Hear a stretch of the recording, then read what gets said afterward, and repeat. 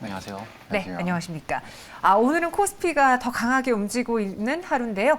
장 마감 직전까지 여러분들이 고민하는 세 가지 종목 OX 들어보도록 하겠습니다. 첫 번째 종목은 MP 볼게요. 오늘 메타버스 관련주들이 좀 잘 오르더라고요. 버추얼 스튜디오 기대감에 주가 수혜를 누릴 수 있는지 두 분의 의견 열어보겠습니다. 여긴 처음부터 좀 나뉘어졌어요. 기성화 대표님은 네. X를 주셨는데요. 네, 메타버스 관련주 고점 대비해서 지금 MP 보시면 한 6개월 동안 50% 이상 빠진 상황입니다. 네. 최근 들어서 컨텐츠주들이 굉장히 흐름이 좋았었는데 어떤 수급의 흐름에 따라서 뭐 CG 쪽이라든지 VFX 쪽으로 조금 관심이 가고 있는 것 같아요. 우영우 쪽에서도 이 고래 CG가 조금 부각이 되면서 관련 기업들이 지금 수급 흐름에 따라서 조금 주가가 상승하고 있는 것 같은데 최근 뭐 MP라든지 뭐 맥스트라든지 위지익 스튜디오 보면은 컨텐츠 이외에 어떤 종속적 인 어떤 종목이다라고 보시면 좋을 것 같아요. IP, 지적재산권을 갖고 있는 종목들이 굉장히 중요한데 이 여타 뭐 CG라든지 VFX 쪽은 지적재산권을 가지고 있지는 못합니다. 해서 본론적으로는 이 IP, 컨텐츠 쪽이 먼저 성장을 해줘야 그 뒤에 수급 쪽으로 따라올 수 있는 부분들이 지금 주가를 계속 유지시키기에는 조금 어려울 것 같고 MP가 기존의 뭐 브랜드 익스페리언스 중심의 영상 컨텐츠 기획하고 뭐 제작하는 전문 기업입니다. 최근에 뭐 미국의 리버시파이드와 손을 잡고 뭐 빅테크라든지 뭐 금융, 스포츠 쪽으로도 뭐 컨텐츠 솔루션을 주고 있는데 또 사업 확장 위해서 최근에 조금 돈을 많이 쓴 것 같아요. 뭐 펜타브리드의 지분을 인수를 한다든지 또 XR 컨텐츠를 제작 담당하고 있는 리얼피치라는 회사를 또 신규로 설립했습니다. 해서 실적적으로 영업이익이 굉장히 낮아졌어요. 현재 마이너스인 상태고 그만큼 뭐 본업을 위해서 투자한 것들은 굉장히 긍정적이지만 앞으로 컨텐츠주들이 계속 힘을 가지고 있으려면 뭐 OTT도 마찬가지고 컨텐츠도 마찬가지고 이 IP 판권을 가지고 있느냐 없느냐가 어느 정도 옥석을 가리는데 투자 포인트가 될 것 같습니다. 해서 단기적으로는 현재는 X 의견 드리도록 하겠습니다. 네, 반대로 방승재 실장은 O라는 의견이 좋습니다. 오늘 메타버스 관련주, 뭐 MP, 자이언트 스텝 많은 종목들이 올라주고 있잖아요. 어떻게 네, 보셨나요? 일단 오늘 넷플릭스가 좀 좋은 모습 좀 보여주면서 메타버스 관련 종목들에 대한 수급도 좀 좋은 모습인데요. 저는 오늘 대장이라고 할 수 있는 종목은 자이언트 스텝 또 그리고 뭐 알체라도 있고 이제 MP 같은 경우에는 메타버스 관련해서는 성장성이 있다라는 평들이 사실 조금 많이 있습니다. 그러다 보니까 단기적으로 접근하는 것은 정말 중요하다라고 보고 사실 이 MP 같은 경우에는 실적적인 부분에서 있어서는 영업이익도 좀 좋지 않은 모습을 보여주고는 있지만 한번 살펴보면 지분 투자라던가 이런 이슈들이 있기 때문에 영업이익 감소가 또 나온 것이고요. 그리고 또한 수급은 외인 뭐 순매도 중이지만 개인은 또 순매수를 해주고 있고 5% 이상 슈팅이 좀 나왔기 때문에 눌림목에서 좀 접근해 보시는 방법을 저는 좀 추천을 드리도록 하겠습니다. 네, 오긴 한데 눌렸을 때 매수하자라는 의견으로 이렇게 좀 다양한 의견 들어봤고요. 이어서 두 번째 포스코 엠텍으로 넘어가 보겠습니다. 어제 오늘 막 실적 쏟아지고 있어요. 조금 전에 저희가 현대차 이야기도 했고 포스코 케미칼의 실적도 잘 나왔더라고요. 오늘 포스코 엠텍은 전일 장 마감하고 나온 실적 때문에 크게는 아니지만 한 1에서 2% 정도 올라주고 있는데요. 실적이 왜 잘 나왔으며 두 분은 이 실적의 의미 부여를 어떻게 하고 있는지 OX 의견 주시죠. 네. 오늘 둘이 뭐 싸운 거 아니죠? 약간 다툼이 좀 있었었는데. 그렇습니까? 장난입니다. 네. 아니, 포스코 엠텍이 실적은 괜찮았어요. 네, 맞습니다. 그래서 이제 O 의견 주신 것 같은데 여전히 이 주가를 회복하기 멀었거든요. 오늘도 좀 반응이 띠뜻미지근하네요. 맞습니다. 근데 저는 이제 분기 실적, 2분기 실적 같은 경우에는 철강 종목들 좀 좋은 모습을 보여주고 있는데요. 3분기에는 사실 좀 우려감이 있기는 합니다. 뭐 경기 침체도 있고 이제 원자재 선물 가격도 좀 떨어지고 있잖아요. 그렇기 때문에 3분기 실적에 대한 하향이라는 그러한 소식도 계속해서 나오고 있어서 중장기적인 흐름 이런 올해 하반기는 좀 좋지 않은 모습을 보여줄 것이다라고 저도 생각을 좀 하고는 있는데 네. 포스코 엠텍 같은 경우에는 또 히토류 관련 종목으로도 분류가 좀 됩니다. 최근에 이제 제니 옐런 재무부 장관이 또 방문을 했었죠. 그래서 히토류 그리고 중국에 대한 어떻게 보면 좀 과한 이렇게 기대는 것들은 좀 없애겠다라는 의견들을 좀 나오고도 있어서 저는 다른 이토류 종목과는 좀 다르게 7월 13일 날 좀 슈팅이 좀 나오기는 했습니다. 배터리 소재 거래소 관련해가지고 좀 슈팅이 나오기는 했지만 이번 이슈는 좀 대외적인 또 이슈와는 좀 별개라고 생각을 하고요. 그리고 기술적 위치를 보면은 좀 위험한 위치는 좀 아니라고 보고 슈팅이 일단 나왔기 때문에 물량 소화되는 그런 진행 과정 이고 저점은 일단 외인이 좀 가져가는 모습이고 그렇기 때문에 개인들은 좀 모아가면서 중국의 반응들을 좀 살펴보면서 접근하는 방법을 좀 단기적으로 보는 전략을 좀 추천드리도록 하겠습니다. 네, 이 포스코엠텍이 원자재랑 관련된 종목이 있잖아요. 네. 그러면은 최근에 원자재가가 많이 올라서 그에 따른 좀 실적 수혜를 본 건가요? 앞으로는 네. 좀 다시 떨어질까요? 거기에 따른 실적이 2분기까지는 유효하게 찍힌 것 같은데 최근 들어서 원자재 가격이 전체적으로 이 지정학적 리스크 전의 가격으로 하향 안정화가 되고 있습니다. 그래서 맞아요. 이런 부분들 때문에 하반기까지도 이 영업이익을 계속 이어갈 수 있을지가 저는 조금 의문인 거고 다만 이제 원자재 가격은 계속 안정화 나타났기 때문에 이 안정화가 나타난 이유를 한번 살펴보자면 경기 침체가 계속 선반영이 되고 있습니다. 그래서 경기 침체에 따라서 수요 자체가 둔화될 거라는 어떤 시장의 우려가 커지고 있기 때문에 철강이라든지 비철금속 관련주들이 최근 들어서 조정을 받고 있는 거고 포스코 봤을 때 스테인리스 출하 가격을 50만 원이나 낮췄습니다. 그래서 실제로 가격들이 지금 내려간 채로 지금 반영이 되고 있기 때문에 수요가 둔화되게 된다면 포스코 엠텍이 현재 영위하고 있는 포장재 관련 사업들 당연히 실적 상승을 견인했었던 요인들이 하락이 나타나겠다. 그래서 조금은 길게 지금 가지고 있는 불확실성이 확대될 수가 있기 때문에 해당 부분들 좀 체크하면서 나중에 들어가도 늦지 않다라는 의견 드리겠습니다. 알겠습니다. 두 분 OX 여기서도 살짝 나뉘어졌고요. 이번에는 세 번째 종목, 오늘 제일 말이 많았던 종목이죠. 일동제약 볼게요. 코로나19 치료제 승인이 보류가 떴습니다. 그래서 오늘 뭐 일동제약, 일동홀딩스 모두 다 하한가까지 갔는데 저는 그래서 최근에 저희가 이 종목을 방송에서 소개를 드렸고 수익이 계속 나도 불안하니까 좀 발표 나오기 전에는 그냥 팔자라고 이야기 드렸거든요. 네. 물론 보류가 아직 끝난 건 아니지만 두 분이라면 어떻게 하시겠는지 의견 주시죠. 네, 여기서는 이제 X로 일치가 됐습니다. 근데 뭐 지금 팔기가 어렵죠? 네, 지금 팔기는 어렵죠. 조금 기보유하고 계시다면은 조금은 더 지켜봐야 될 것 같아요. 핫다라고 하죠. 하한가를 네. 한번 맞게 되면 이제 2, 3거래일 정도는 조금 지켜보다가 매수의 관점으로 본다면 2, 3거래일 정도 더 하락을 하는지 한번 지켜보고 그 이후에 조금 해당 이벤트가 조금 해소되는 상황에서 조금씩 매수를 이어가 보시면 좋을 것 같고 지금 기보유자 입장에서 바로 던지기에는 조금은 이른 것 같습니다. 앞으로 어떤 식으로 전개가 될지 조금 지켜볼 필요가 있는데 지금 현재 물량이 굉장히 잠겨 있습니다. 그래서 코로나 확산세가 다시 확대가 된다라는 기조가 생기면 충분히 다시 조금 현 시점에서 수급이 다시 생길 수 있는 상황이거든요. 그래서 이런 부분들을 좀 지켜봤으면 좋겠고 기대감에 따라서 뭐 BA5가 계속 확산된다든지 여기에 따라서 코로나 치료제 승인이 나는 거 아니냐라는 기대감이 올랐기 때문에 보류 상황 지속되는 거고 확진자 수가 또 줄게 되면 또 다시 한번 또 하한가를 맞을 수 있는 부분들 체크해 보시면 좋겠습니다. 네, 알겠습니다.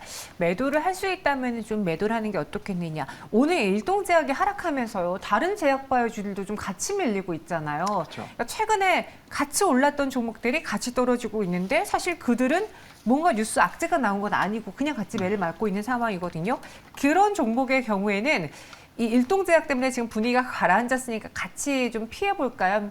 이건 별개니까 따로 봐야 될까요?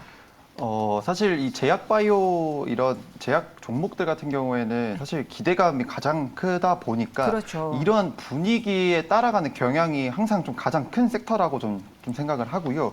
그렇기 때문에 지금으로서 다시 한번 매수로 만약에 기보유자분들 같은 경우에는 일단 가지고 계시는 거를 좀 추천을 드리지만 새롭게 추가적으로 매수하는 관점 전략 갖고 계신 분들은 좀 확인한 이후에 들어가 보시는 전략이 더 낫지 않나라고 생각을 합니다. 네, 두 분 모두 마지막에 일동제약은 피할 수 있다면 피하자라고 의견 주셨습니다. 마지막으로 두 분이 직접 살 수 있는 마감에 산다 종목도 한번 살펴볼게요. 키워드 보시면요. 다시 돌아온이라는 키워드와 함께 아나바다 운동이라고 주셨습니다. 이 아나바다 운동을 저희 셋 중에서는 또 제일 젊은 피니까 아시나요? 알죠? 네. 뭐예요? 아껴 쓰고, 어. 나눠 쓰고, 어? 받아 쓰고, 다시 쓰고. 네.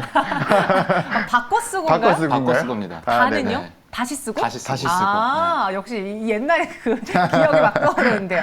아나바다 운동 과연 어떤 종목인지 열어보도록 하겠습니다. 다시 돌아오는 아프리카 TV 그리고 역시 MPC. 네. 약간 그 폐 배터리? 배터리잖아요. 예. 재활용해서 다시 쓰자라는 거죠. 이 성일하이텍과도 좀 연관 지어볼 수 있을까요? 예, 맞습니다. 뭐 계속 소개를 해드리면 될까요? 네. 성일하이텍이 이번에 이제 작은 공을 쏘아 올리면서 맞아요. 폐배터리 관련주들이 시장을 달구고 있다라고 보시면 좋을 것 같아요. 지난 18일에 성일하이텍이 이제 양일간 공모 청약을 시작을 했습니다. 그래서 최종적으로 증거금이 20조가 넘는 금액들이 시장에 들어와 있는 상태예요. 과거에 이제 LG엔솔 보시면 상장할 때 기대감에 따라서 2차 전지 전반적인 섹터들이 주가가 그때 이 고공 흐름을 만들어주는 모습이었거든요. 이런 모습들이 이번에 성일하이텍을 통해서도 폐배터리 시장에 긍정적인 어떤 주가 흐름들을 가져갈 수 있겠다라는 기대감도 저도 유효한 상태고, 폐배터리 시장을 보시면은 앞으로 한 5년 뒤쯤에는 20배까지 성장할 것이다라는 것들이 어느 정도 시장의 전망입니다. 여기에 따라서 뭐 완성차 업체인 테슬라라든지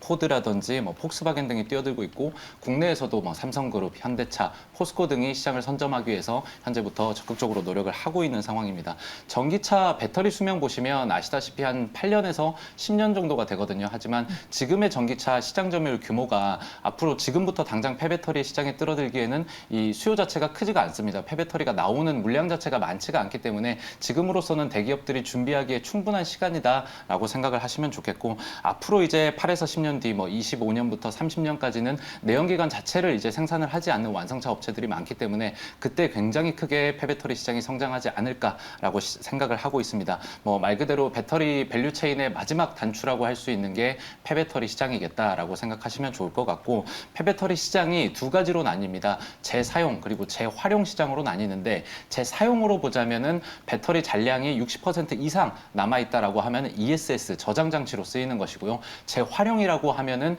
60% 이하 아니면은 불량 배터리들을 다시금 뭐 파우더처럼 분쇄를 해가지고 이 안에서 유가금속들을 추출해내는 방식입니다. 지금 시장은 이 성일하이텍의 이 금속을 추출해내는 재활용 기술에 집중을 하고 있는 거고, 여기에 따라서 관련 폐배터리 시장들이 종목들이 주목을 받고 있다. 여기에 따라서 MPC를 추천을 해드리고 싶은 거고요. MPC가 1965년도에 설립이 됐습니다. 해서 국내에서 85% 이상의 매출을 내고 있고, 주로 플라스틱 사출품을 만들어내고 있습니다. 플라스틱 팔레트라든지 뭐 배터리 전용 용기들을 제작을 하고 있는데, 최근에 또 현대 글로비스랑 같이 연구 개발을 해가지고 특허가 지금 하나 취득이 되어 있는데, 폐배터리 전용 용기 개발을 해가지고 특허를 가지고 있습니다. 그래서 해당 특허는 기존 배터리보다 3배 이상 운송 효율성이 증가를 하기 때문에 국내 최초로 폐배터리를 활용하는 플랫폼에서 어떤 선진적인 역할을 수행하지 않을까라고 기대를 하고 있고, 뭐 테마성으로 해서 폐배터리들이 같이 오르고 있기 때문에 성일하이텍의 어떤 성공적인 상장도 굉장히 중요하다라고 보시면 좋을 것 같습니다.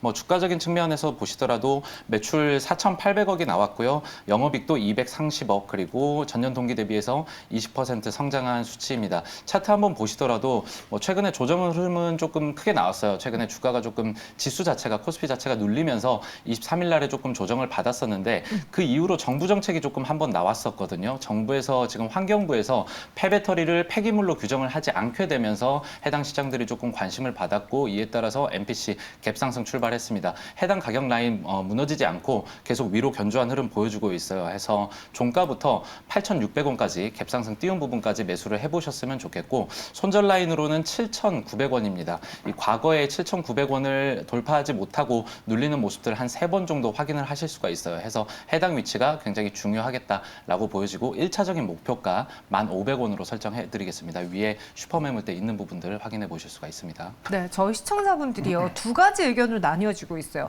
만약에 성일하이텍이 상장하게 되면은 얘네가 정말 찐 폐배터리니까 네. 이쪽으로 자금이 다 같이 쏠려서 MPC는 수요받는 거 아니에요? 라는 의견이 있고, 네. 지금 성일하이텍 이번에 공모 한 주도 못 받은 분들 많으시다면서요. 그렇죠, 그렇죠. 예, 그래서 살 수 없으니 다른 대안으로 폐배터리주를 사면서 같이 갈 것이다라는 의견이 있는데, 네. 그럼 기성화 대표님은 후자 쪽으로 보시는 거예요? 네, 저는 후자에 한 표 드리겠습니다. 워낙 이제 변동성이 큰 시장이기 때문에 네. 계속 대장주만 찾다 보면은 이제 대응이 조금 늦어지는 투자자분들이 있어요. 해서 뭐 컨텐츠 관련 종목들도 마찬가지입니다. 최근 들어서 H스토리가 워낙 급등하니까 이제 여기에 같이 수혜를 받을 수 있는 종목들이 뭐냐 하면서 뭐 지니뮤직이라든지 옆으로 조금 수급들이 옮겨진 모습들을 볼 수가 있습니다. 이번에 뭐 성일하이텍도 마찬가지인 것 같아요. 워낙 공모주 시장에 증거금이 크게 몰렸고 한 주도 못 받은 물량들이 있다 보니까 해당 물량들이 어디로 이동할 것이냐라고 찾아보면 폐배터리 시장에서 뭐 영화테크라든지 MPC까지 조금 수급 흐름으로 같이 보시면 좋겠습니다. 알겠습니다. 이렇게 MPC 들어봤고요. 왜 아프리카 팀 다시 봐야 되는 거예요?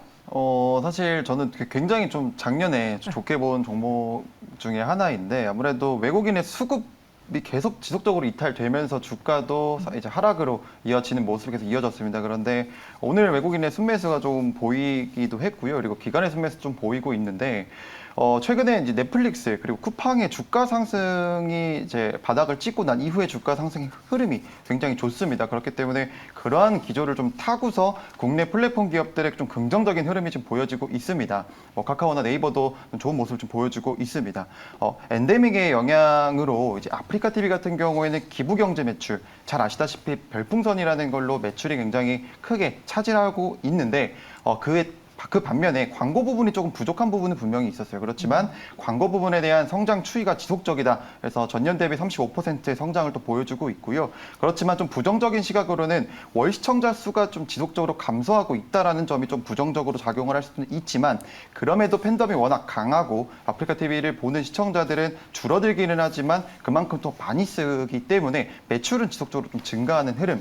그렇기 때문에 저는 지금은 뭔가 중장기적 관점으로 다가가기보단 플랫폼 이제 기업들의 수급이 굉장히 좋은 흐름을 타고 있으니 여기에 한번 같이 타보는 건 어떨까라고 생각이 돼서 좀 가져와 보게 됐습니다. 그래서 추천가는 종가로 좀 드려보도록 하겠고요. 그리고 목표가는 10만 원, 그리고 손절가는 82,000원 드리도록 하겠습니다. 네, 아프리카 TV 이렇게 공략주로 들어봤습니다.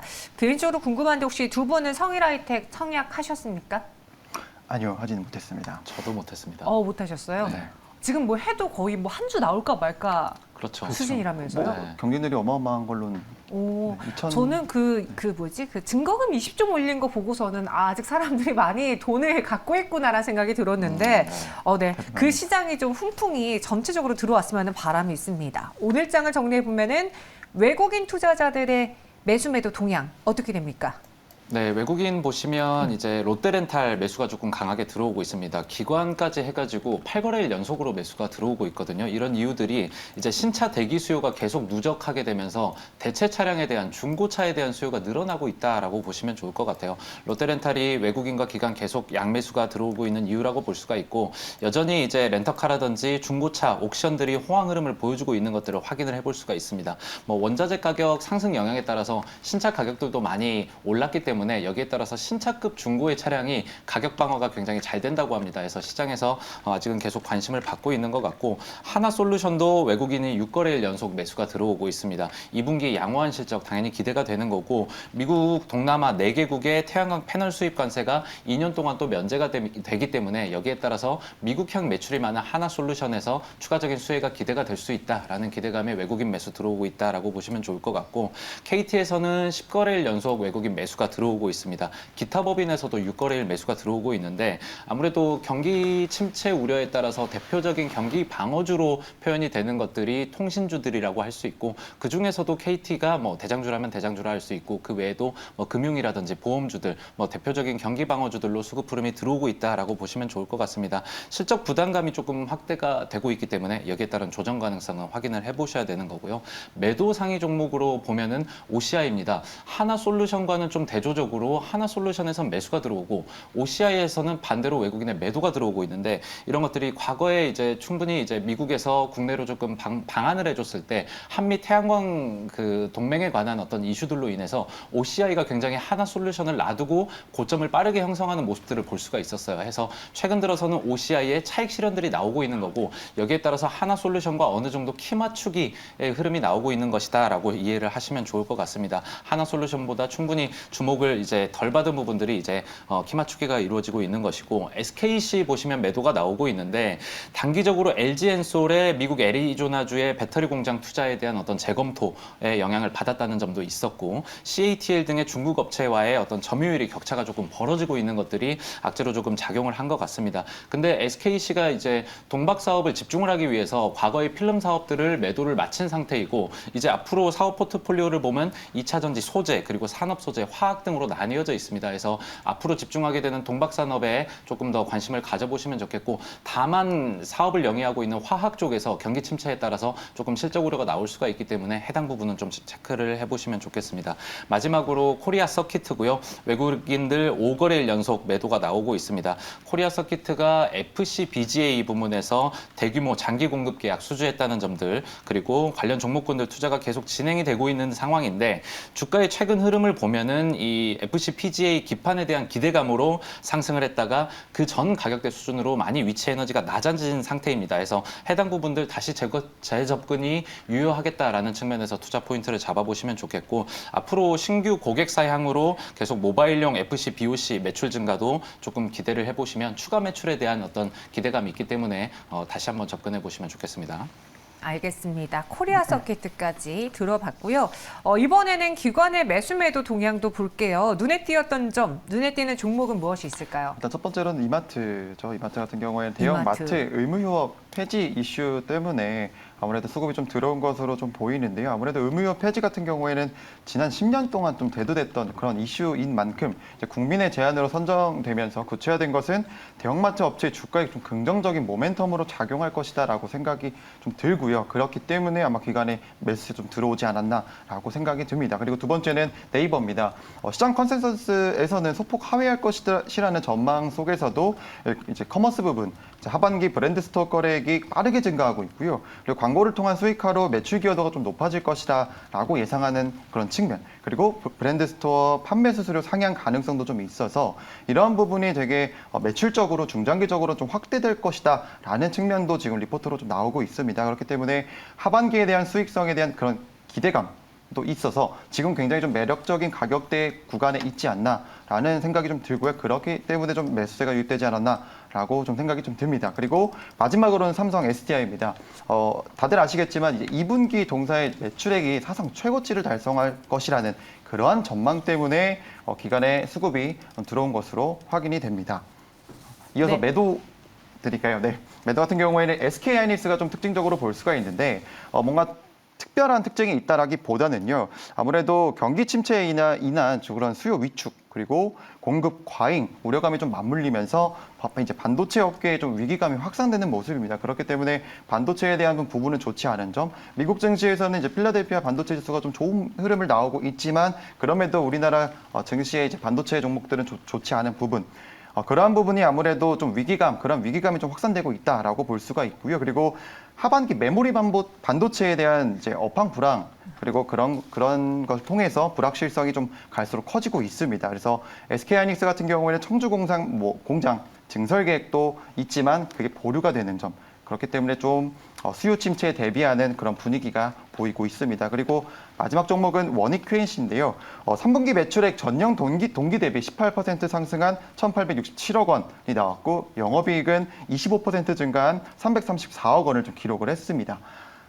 그렇지만 이제 아무래도 이제 삼성전자 평택 이제 3공장이 양산이 본격화 좀 되면서 관련 매출액이 좀 성장세를 보이고는 있지만 상반기 좀 급등했던 그 일부 고객사들의 재고 조정이 성장세를 좀 둔화시킨다는 그런 이슈들도 나오고 있어서 매도세로 이어지지는 않았나라고 생각이 좀 듭니다. 네. 원익 QNC까지 봤습니다. 저희 시청자분들이요. 오늘 좀 많이 올랐던 원격 교육주 혹은 재택근무주들 당분간 이 상승이 지속될 수 있을까요? 라는 질문 주셨는데 오늘은 또 치료제가 안 가다 보니까 이쪽으로 매기가 쏠렸거든요. 어떻게 네. 보세요? 코로나 확산세가 계속 지속이 된다면 네. 해당 부분도 계속 수급이 생길 수 있다라고 생각을 하고 있습니다. 현재 뭐 BA5라든지 뭐 켄타우로 수종들이 우세종이 되면서 처음에 백신이라든지 진단키트 쪽으로 굉장히 수급이 빠르게 움직였었고 여기에 따라서 다음으로 순환매 현상들을 보시면은 음압병독이라든지 주사기 이쪽으로 이동한 것들 보실 수 있습니다. 오늘은 이제 비대면이라든지 교육 쪽으로 옮겨가고 있는 것들이 현재의 코로나 이슈라고 보시면 좋을 것 같고 뭐 애니 능률이라든지 뭐 비상교육, 또 웅진 싱크빅, 뭐 메가MD 이런 종목들 오늘 시세 분출이 좋았습니다. 해서 해당 부분들이 이제 제가 알기로는 학교가 곧 초중고가 이제 그 방학 시즌이라고 해요. 해서 맞아요. 앞으로 이제 학부모님들이 뭐 거리두기 제한이 없더라도 자체적으로 이제 학원 비율을 좀 낮추고 온라인 교육 쪽으로 조금 방향을 틀 수 있는 수요들이 앞으로 코로나 확산에 따라서 퍼질 수 있겠다라는 어떤 시장 기대감들이 단기적인 이벤트에 따라서 수급 흐름에 따라서 지금 교육 관련 종목들 그리고 비대면 관련 종목들로 이어지고 있는 것 같고요. 여기에 따라서 OTT 관련 업체들 넷플릭스 실적 좋게 나오면서 수급이 모이고 있는 모습입니다. 대표적으로 코로나 초기 때처럼 이제 거리두기 시행에 따라서 앞으로 어떤 종목들이 수혜를 받을 것이냐에 따라서 움직였던 움직임과 굉장히 흡사합니다. 하지만 과거의 어떤 확진자처럼 뭐 20만 명을 넘어서서 30만 명, 40만 명이 나오고 거리두기가 뭐 다시 시행이 된다라면은 이 수급들이 굉장히 크게 탄력을 받겠지만 현재로서는 뭐 진단키트가 뭐 대형 정부적으로 뭐 수급이 생긴다든지 거리두기가 다시 시행이 된다든지 이런 부분들은 조금 제한적입니다. 해서 단기적으로 트레이딩 관점에서 충분히 조금 짧게 조금 대응을 해보시면 좋겠고 지금 들어가기에는 조금은 부담스러운 이벤트가 아닌가 생각을 해봅니다. 네, 알겠습니다. 마지막으로 동시효과 구간 분위기를 볼게요. 오늘은 코스피가 코스닥보다 더 많이 올라서고 있습니다. 시총 상위에서는 이제 삼성전자라든가 LG화학의 상승이 눈에 띄네요. 현재 2,400선 위에서 움직이고 있습니다.